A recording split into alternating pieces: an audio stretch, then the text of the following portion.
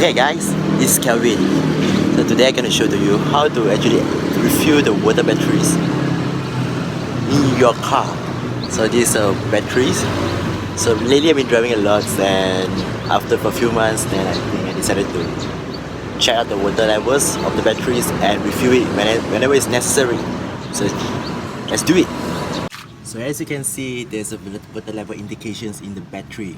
So this is only applicable for the wet cell batteries, so it's not applicable for the dry cell battery.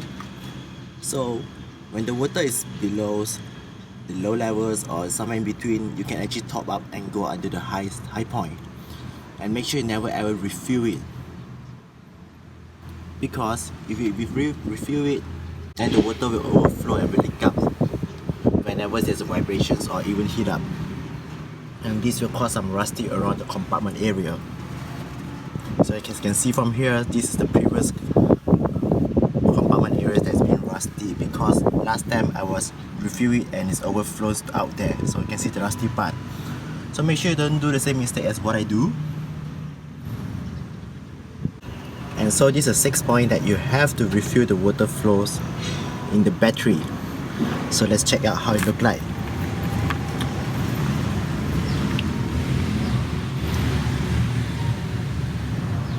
As you can see, there's some water levels inside there, and you can start to refill it.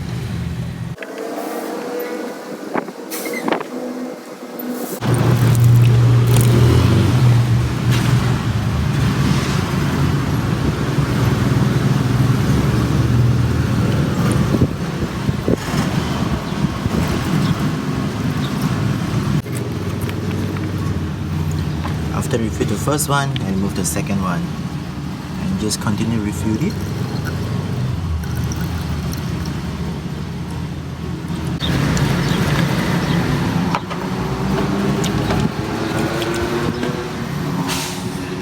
So guys, make sure you refill. After the refilling, make sure the cell is closed tightly, and yeah, we are done. The battery could last me another few more years, and check it periodically. It's probably around 5 to 6 months. Make sure that you top up the waters if necessary. So that's it guys, that's all for today guys.